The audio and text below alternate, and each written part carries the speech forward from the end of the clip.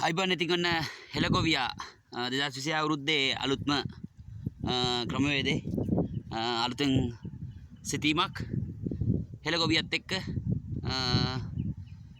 ඉතින් මේ පාර කුඹුරු අස්වද්දලා තියෙන්නේ.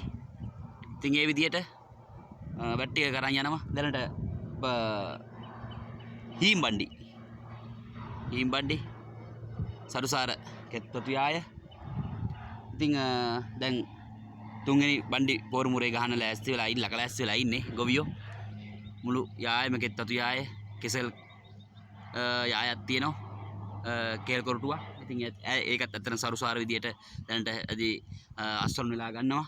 උන්ගේ අපේ ගොවියෝන්ගේ හෙළ ගොවියෝන්ගේ ශක්තිය දාඩිය මහන්සිය උපරිම යොදවලා අපි මේ දේවල් කරගෙන යනවා මේ රටට සම්පතක් වෙන්න රටට හයියක් වෙන්න මේ අවස්ථාවේ ලොකු වියසනක් රටේ වෙලා තියෙනවා. ඉතින් අපි ගොවියෝ ටික එකතු වෙලා ඉන්නවා. ඉතින් මේ වියසනෙන් මිනිසුන්ට කන්න දෙන්න හැම දෙයක්ම මේ මාස් කන්නෙත් කුඹුරු කෙත්වතු යාම කරලා තියෙනවා. ඉතින් ඉන්න හෙළ ගොවියත් එක්ක අලුතෙන් වැඩක්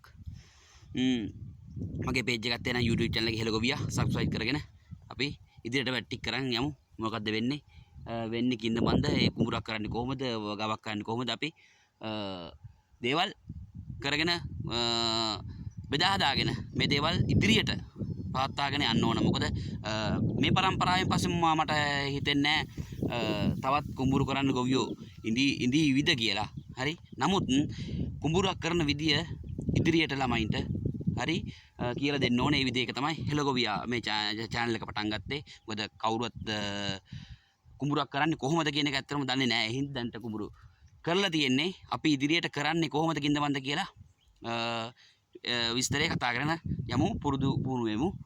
මේක ඇවිල්ලා කුඹුරු කරන